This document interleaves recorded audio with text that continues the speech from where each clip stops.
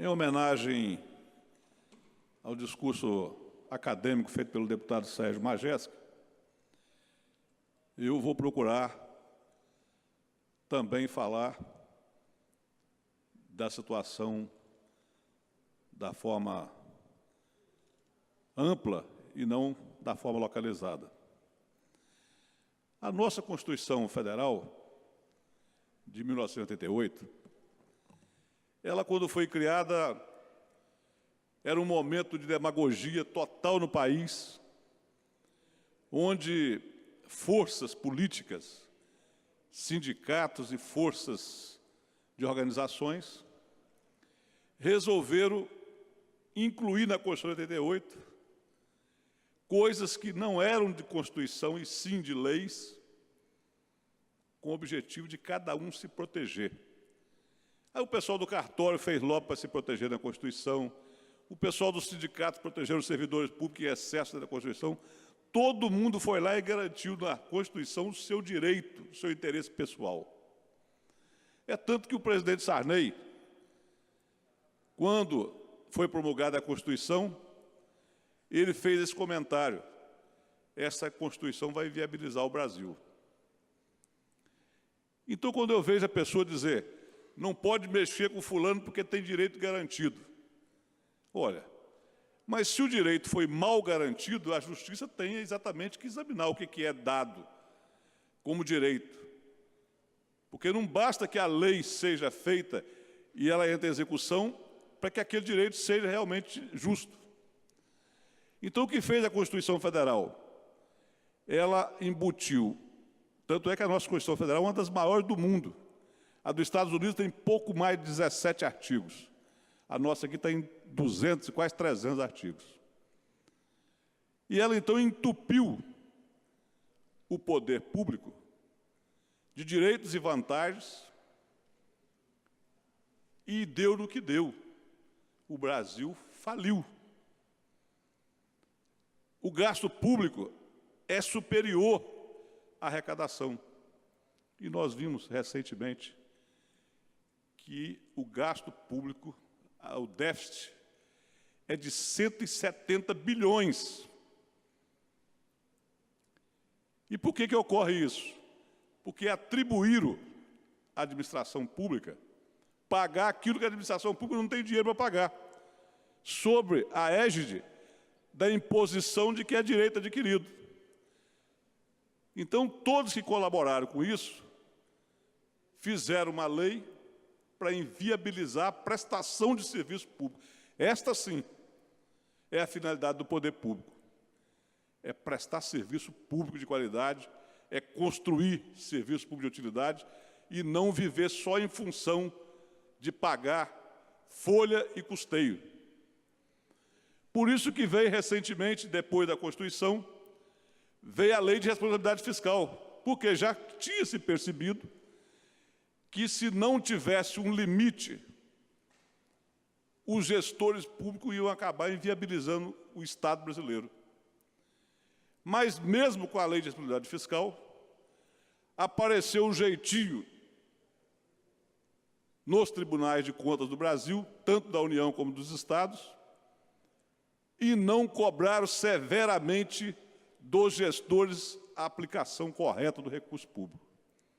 Então, a máquina ficou mais pesada do que a arrecadação. Aí eu pergunto, transferindo essa crise para o Espírito Santo, o Espírito Santo passou 2015, 2016, fazendo o dever de casa em cima do cumprimento da Lei de Responsabilidade Fiscal, tentando gastar só o que arrecada, passou 2 anos pagando funcionário e custeio. E pagando funcionário da folha que o Estado encontrou em 2015. Houve uns cortes de 20% de cargos, houve diminuição da prestação de serviço, houve uma choradeira no campo político, porque os políticos querem obra, querem trator, querem máquina, querem estrada, mas não tem dinheiro, mas querem. E aí foi se transformando o Espírito Santo num aplicador da Lei de Responsabilidade Fiscal para sobreviver. É lógico que quando estourou a crise do Rio Grande do Sul, um estado tradicional dos países, quando estourou a crise de Minas Gerais e quando estourou a crise do Rio de Janeiro, é que se percebeu que era necessário fazer um ajuste da máquina pública sob pena do Estado não ter condições de cumprir seus compromissos. Daí, voltou-se ao que era costumeiro, buscar o socorro do Estado, do governo federal. E o governo federal, a vida inteira para fazer política, financiou esse déficit ao invés de obrigar que cada Estado, cada município, cumprisse a lei de responsabilidade fiscal como obrigação de manter o serviço público, como prestador de serviço e não como pagador de direitos e deveres ilegais. É justo receber auxílio moradia sem estar fora da moradia? É justo vender férias por 14, 40, 150 mil reais no final do ano e não gozá-las se tem direito e é obrigado a gozar férias? Todo esse custeio que foi construído, ele é lógico que beneficiou só as classes maiores. Beneficiou desembargadores, juízes, promotores, conselheiros, coronéis. Esses que estão perto do poder se beneficiaram, se ajeitaram. Por que tem crise na polícia militar hoje? É porque os coronéis cuidaram da vida deles e largaram os cabos soldados para trás. Quem é que não sabe do aumento maior que os coronéis e os oficiais tiveram em detrimento da tropa? Por que eles não tiveram grandeza de, na época, lutar por um aumento igual? Porque eles ficam no puxar-saquismo do governo, conseguem trabalhar a situação deles e deixar os cabos soldados para trás. Por isso que gerou essa diferença tão grande que é observada no dia de hoje. Hoje ainda falava para um repórter do Valor Econômico, que tentava insinuar que quem é que estava politicamente querendo fazer pressão para essa crise, e dessa pergunta envolveu o nome da senadora Rose de Freitas e envolveu o nome do deputado da Vitória. Então eu disse para eles, olha, como que um parlamentar que é policial, que está na atividade política mais relacionada com os policiais, vai deixar de defender a categoria? Qual é o crime que tem nisso? Não tem nenhum crime. É um direito livre do parlamentar e cada uma que defende os interesses das suas representações. Então é absurdo você querer condenar uma pessoa que está lutando por uma representação, seja ela justa ou não. Isso é como no crime, é como no tribunal do júri. Não é porque o cidadão matou a mãe com 19 facadas pelas costas que ele tem que ser julgado sem defesa. E o parlamentar é um advogado da sociedade. E aqueles parlamentares que ainda são eleitos e que têm a representação de classe, é obrigado a fazer isso, para fazer jus ao apoio e à importância do seu mandato. Então nós não temos que procurar responsáveis porque representam a sociedade, porque representam os segmentos. Nós temos que procurar é achar onde está o nó da questão. E nós ficamos avaliando essa semana. E já tinha imaginado que essa mídia nacional e internacional que o Espírito Santo conseguiu, graças ao governo do Estado, mas graças também à Assembleia, de fazer o dever de casa e fazer o ajuste fiscal, ela ia causar inveja. E eu sabia, e já se percebia, que pelo comando atual do PMDB no Brasil, partido que se transformou num algoz da sociedade, em representações políticas que não enaltecem a nação, eles iam atacar o Espírito Santo, porque aqui o governador é do partido. E como ele estava se destacando por estar aplicando aquilo que todos os governadores e os governantes deviam fazer, ele seria a vítima de um ataque político. E tanto é que o Rio de Janeiro, que é governado pelo PMDB, depois de ter roubado a estrutura toda do governo do Rio de Janeiro, tem um ex-governador, inclusive, preso, o governador atual deu um aumento para a Polícia Militar de 10% ou 12%, Uma parte. sem estar pagando salário em dia e ainda devendo 13º aos policiais. O que é isso? Temos que elogiar uma atitude dessa? Agora acabou de sair aqui do UOL. O governo do Rio conseguiu a aprovação do governo federal para mandar as tropas também para lá do Exército e da Força Nacional. E por que eles estão fazendo isso? Porque eles traíram a população do Rio de Janeiro e ainda abusam do comportamento social ao apresentar aumento para uma categoria que não está recebendo nenhum salário em dia. Então, companheiros, o momento é de dificuldade. O momento é de encarar a grandeza de cada um. Não é hora de ninguém querer ser salvador da pátria. Não é hora de ninguém querer brincar com a atividade pública. Porque é essencial, todos os serviços são. Já pensou se as enfermeiras pararem de trabalhar? Já pensou se os garis pararem de trabalhar? Se os médicos resolverem parar de trabalhar?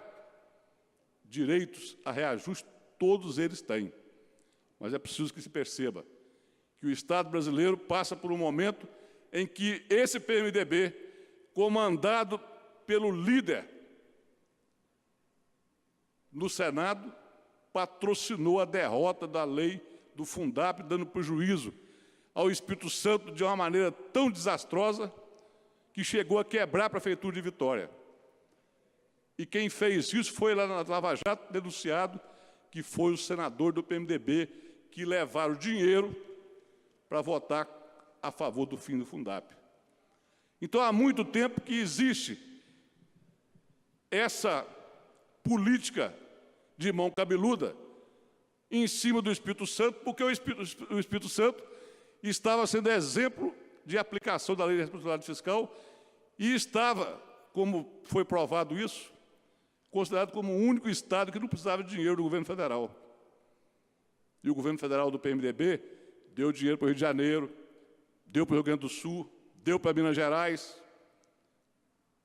Então, o que nós temos que entender é o seguinte: a discussão do Espírito Santo não passa para desencorajar o governo, não passa por dar razão a um nem a outro, sem avaliar que aqui se está fazendo a política correta.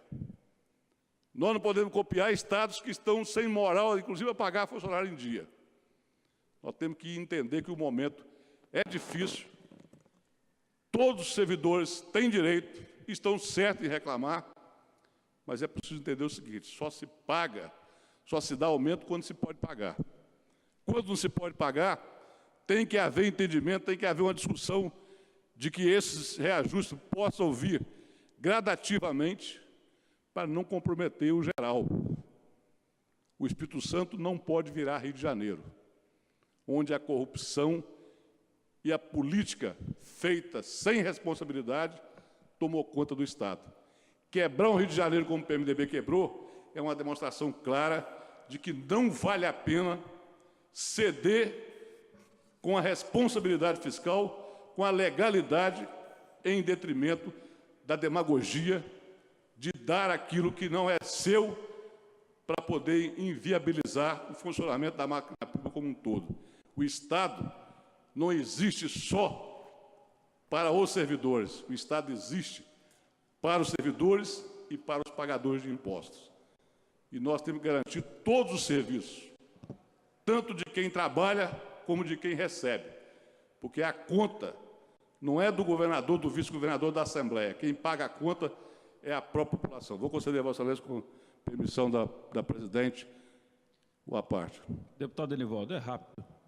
Vossa Excelência, me citando no seu discurso, ele coincide com meu pronunciamento, agora há pouco, em relação ao apoio à instituição da Polícia Militar, que tem que ter o seu respeito, e toda a minha defesa, no decorrer desses dias, o respeito foi solicitado e defendido por mim claramente e de posição firme no diálogo. Agora há pouco, Vossa Excelência contextualizou comigo ali na mesa diretora que as nossas ações foram corretas. Quando abordados pelas entidades de classe, nós, inicialmente, eu liguei para Vossa Excelência, que não pôde atender, mas compareceu aqui nessa casa, solicitamos ao presidente dessa casa que legitimamente, como representante do povo, e pode falar por todos nós, recebesse aqui as entidades de classe. Então, eu estou reiterando o que Vossa Excelência falou, além da defesa da nossa instituição, o formato da condução do nosso trabalho enquanto representante também da nossa classe e em defesa da paz social. Eu, deputado, defendo a sua participação, acho justa, acho correta, e estarei também atento a qualquer tipo de retaliação que Vossa Excelência sofrer por estar defendendo sua categoria. Vossa Excelência pode contar comigo, porque eu acho que é uma obrigação do parlamentar estar coeso com a sua categoria e defendendo os interesses da sua categoria. O que eu gostaria só de finalizar, senhor presidente, dizendo o seguinte, que exemplo de quem defende ética tem que defender responsabilidade fiscal. Não é justo que quem se diz correto, quem se diz ético, defender a quebradeira do Estado, mesmo que seja por temporária, mas nós temos que defender a responsabilidade fiscal. E é o que faz o Espírito Santo hoje. Não pode se dobrar e não pode se quedar a esse tipo de pressão de qualquer membro da sociedade, para poder deixar de discutir suas questões. Então, quero manifestar o meu apoio ao deputado da Vitória, o meu apoio às organizações da Polícia Militar, por lutar pelos seus direitos. Não vamos misturar, não vamos fazer a polícia virar inimigo do governo, porque não existe necessidade disso. A polícia luta pelo direito que tem. O governo responde se tem condições de dar ou não. Mas nós não podemos politizar isso, porque a politização disso só vai piorar a situação do Estado, e não é isso que nenhum capixaba quer.